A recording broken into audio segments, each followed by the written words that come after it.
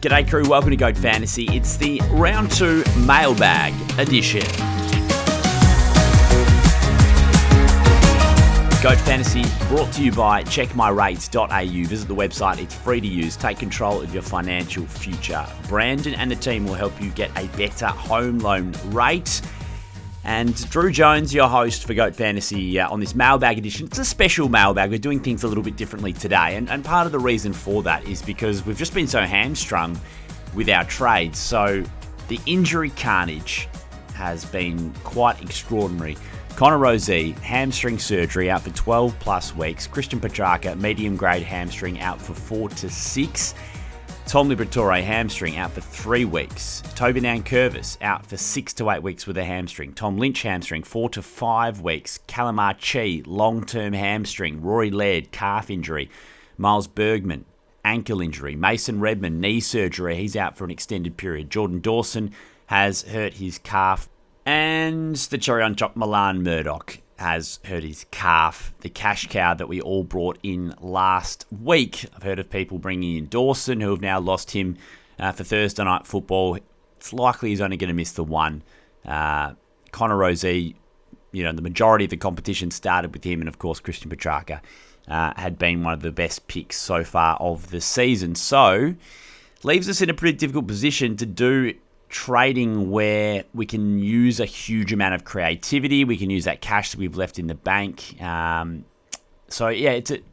reason I wanted to do a mailbag with a difference this week was because I felt like all the questions were essentially going to be all centered around the same issues. So instead of going down that direction, why don't we flip things and ask everyone, the coaches out there, what is the premium that you want to bring in this week, but maybe you're not brave enough to pull the trigger, or you're going to have to be really confident, really brave to do it, and just talk about these options. I think that's a bit of fun. So thank you for all your responses, and thank you for continuing to come back to Goat Fantasy. We've had a great week, great start to the season, and we'll make sure these Wednesday mailbags continue to be a regular thing right throughout the season, and we'll vary it up in the way that we do it every single week. So Henry Edward Holmes says, thoughts on bringing in Todd Marshall for that nice run of fixtures for Petrarca? That would leave me $750k to use on players such as Parrish and Windsor next week. I really like this idea, because I've been big on this. It's that if you don't want to go Myers, or you're not sure about what forward option you want to go, is there a way that we can delay that decision?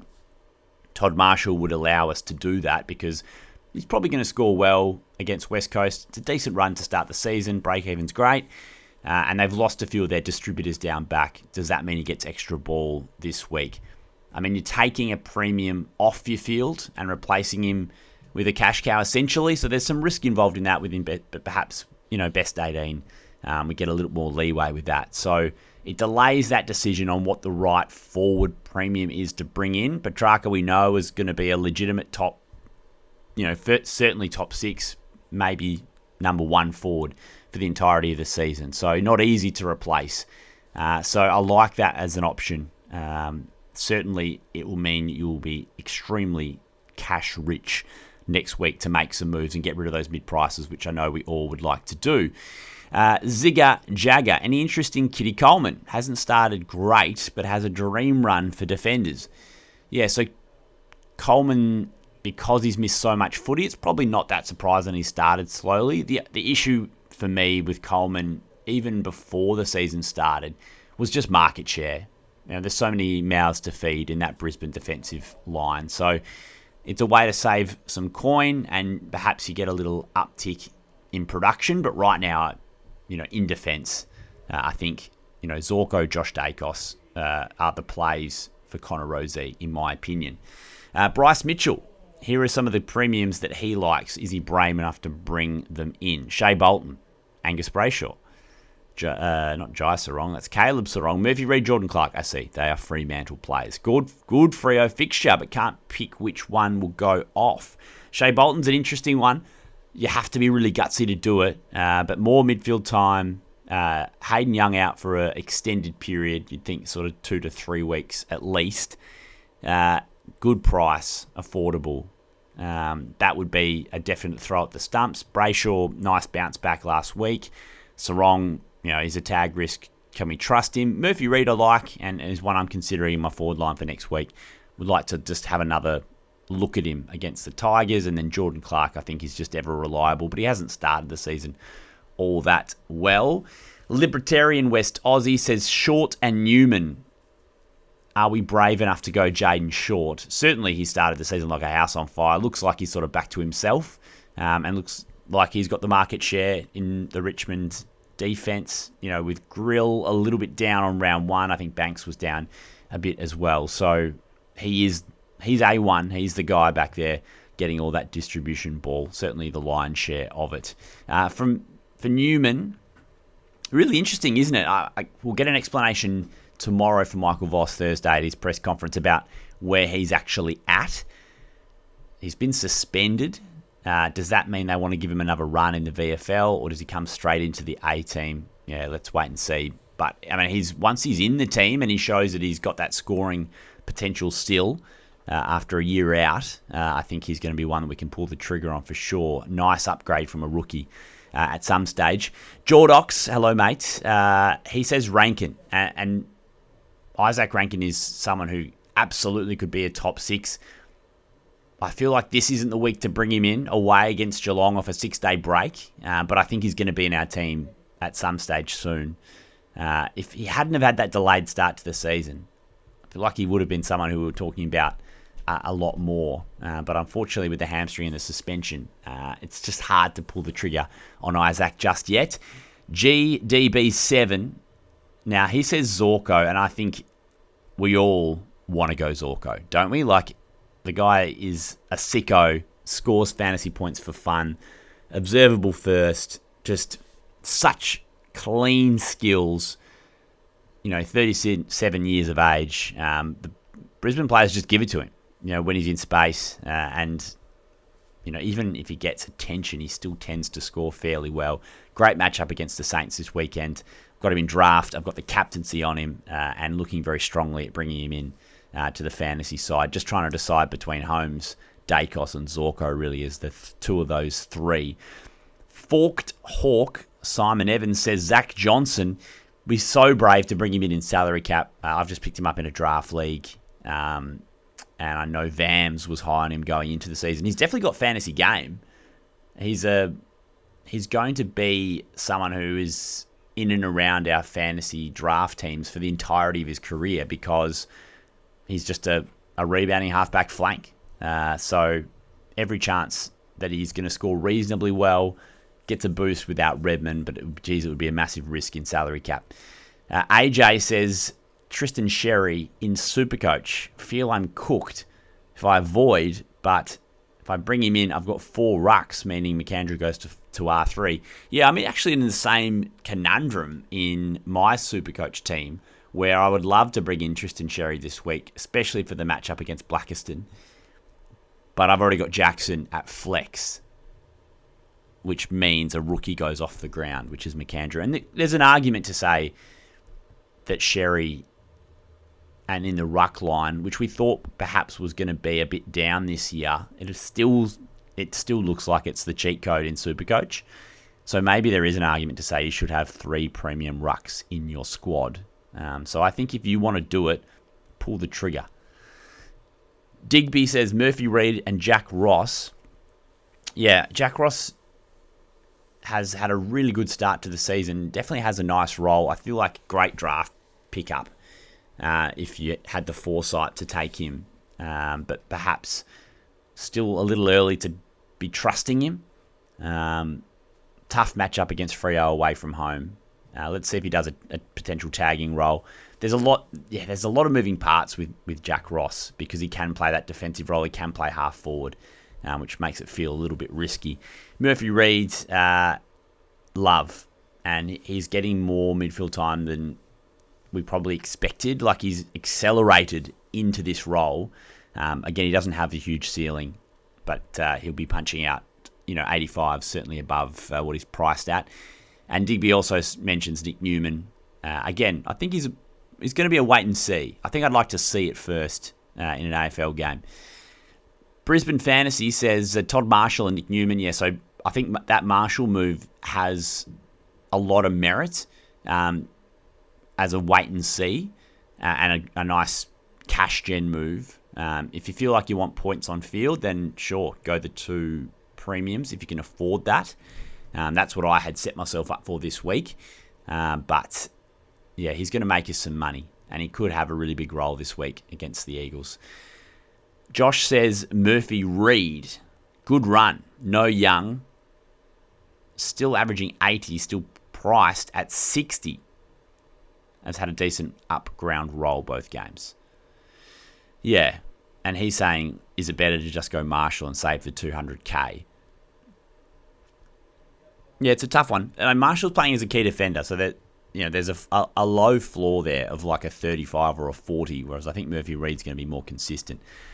Dino says Jackson. I've already got Sherry and Gawn. Yeah, I don't think Jackson is an absolute must-have, but he still scored relatively well last week in Supercoach, despite Gawn sort of having his number. So that's a positive. He's just a beast. I picked him to finish in top 10 in the Brownlow this season with this sort of midfield / ruck role. And yeah, I felt that he was going to be a winner, certainly in the Supercoach format. So I don't mind going the 3 premium rucks, even though McAndrew is doing pretty well.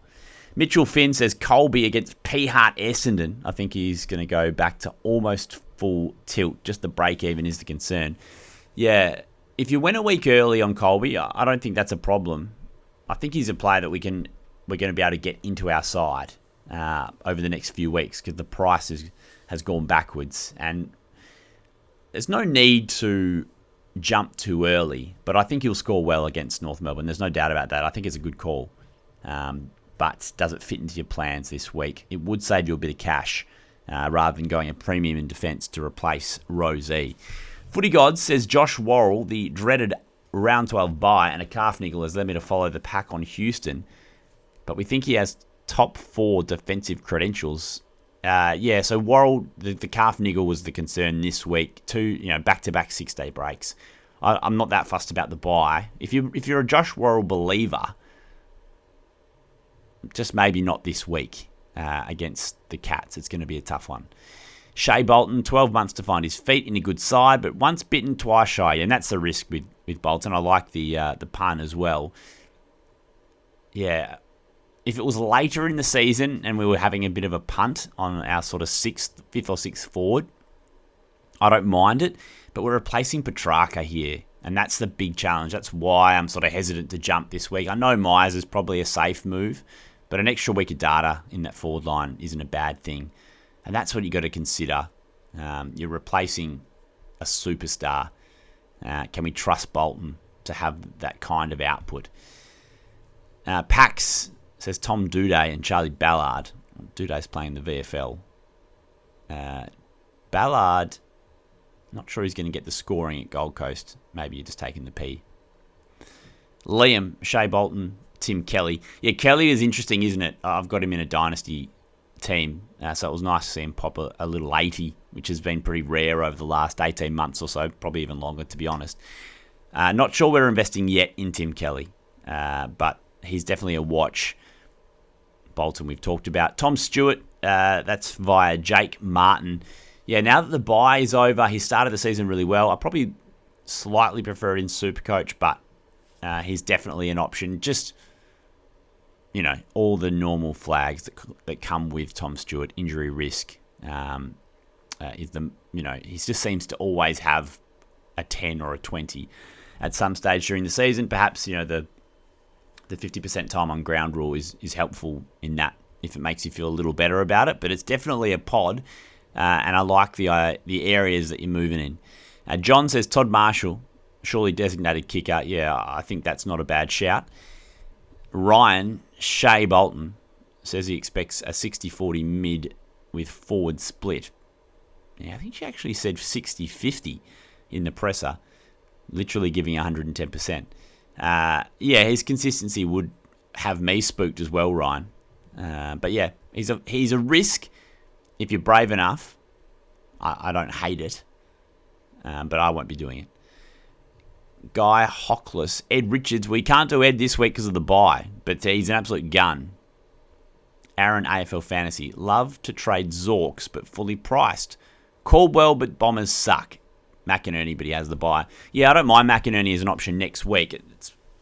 There's a couple of guys next week, Connor McDonald and McInerney, who I want to have a think about slotting into the team. Zorko is fully priced, but he is also a superstar. And that's the thing, is we're replacing Connor Rozee, who we essentially bought fully priced. Like we thought, yeah, he's going to have a good season. They've got a good draw to start the year. It all made sense on paper. But he wasn't a value buy. He was just a guy that we had in our team to get points. So Zorko would just be filling that role. I've got Caldwell, so I personally wouldn't recommend it. But he has started the season, apart from his first half against Hawthorn, he wasn't great. Last week against Port, he was terrible in the second half, limited game time. The positive is, he really is not going at full rat power. So maybe, he's averaging sort of 95 to 100. Maybe he's got a little bit left in the tank. But it's looking like a shocking pick by me 2 weeks in, that's for sure. Chelsea Man says, short or Ryan, massive risk, massive reward. Could be genius. Could blow up in my face spectacularly. I assume you're talking Luke Ryan from Fremantle. I think job security too risky there. I'd be going Jaden Short. Burnsy. Jason Horne-Francis with Rosie out. Nice run. Forward status soon. To Lonely Hill to die on, though, if injured. Yeah, that's certainly an issue. And also just the foot. Like, what if it flares up? He had such a limited pre-season. But he did look good early against Essendon. Certainly he's getting the forward status. So he could end up in our teams at some stage. Winston FC, McKercher and Harley Reid. Yeah, I mean, Reid sat in both of my Supercoach and fantasy teams for the entirety of the pre-season. And if I'm honest with myself, I probably never thought that I would pick him in fantasy. But Supercoach, I was pretty close to pulling the trigger. He was really good last week against North Melbourne. What I thought about his performance was that there was less of perhaps the real flashy stuff, and there was a lot of hard graft. Got to a lot of contests, got 30 disposals. It was a different type of Harley Reid game. So if he can bring in his trademark flashy stuff to mix in with the hard work, I think he's going to be a decent player fantasy-wise this season. But yeah, risky sort of in the middle sort of price. And he hasn't shown that he's got that really big ceiling just yet. McKercher, yeah, you could be potentially going a week or two early, but in terms of his break-even, but the performance against Essendon, like he could rack up a decent score. Pace says, I'm dreaming about the value of Skippy McKercher. So cheap. Yeah, the next couple of weeks he would be a decent buy if the role comes back. Ryan Keeble says, Luke Ryan, yeah, job security is risky. Floss says Zorko v Houston.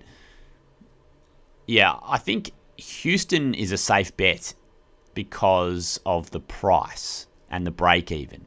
Zorko's got the ceiling, and he's also got more runs on the board in recent times. Houston's season last year is still a little bit scary.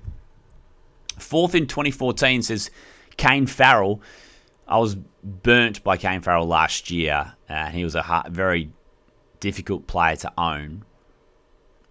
Just, I don't know if I see the observable thirst required of a sicko half-back to rack up the really massive scores that we'd want. So I won't be going there personally. But someone's got to get an uptick, surely, in defence. Without Rosie there, who's it going to be? Someone's got to get those points.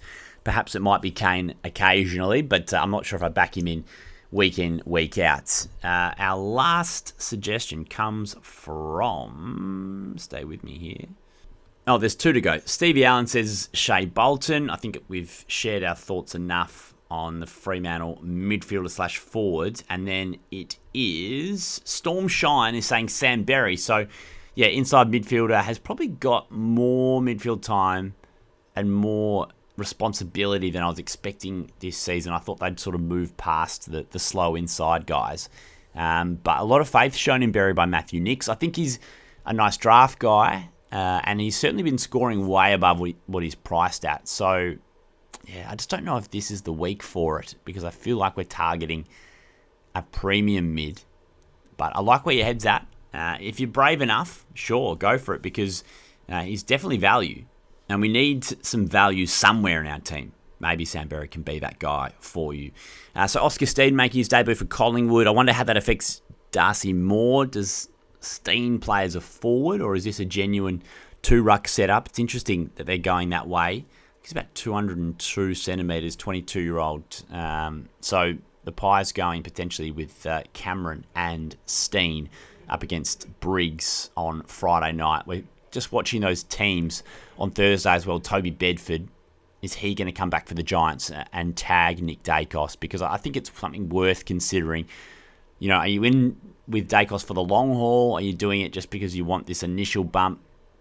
Because against GWS, if Bedford is playing, just makes us a little more nervous because he certainly has done the job on Dacos before. All right, Goat Fantasy out for our Wednesday round 2 mailbag segment. Stay tuned. More news across the week. And then, of course, we'll catch up with Warney on Friday to preview round 3. Have a great night, and we'll catch you soon.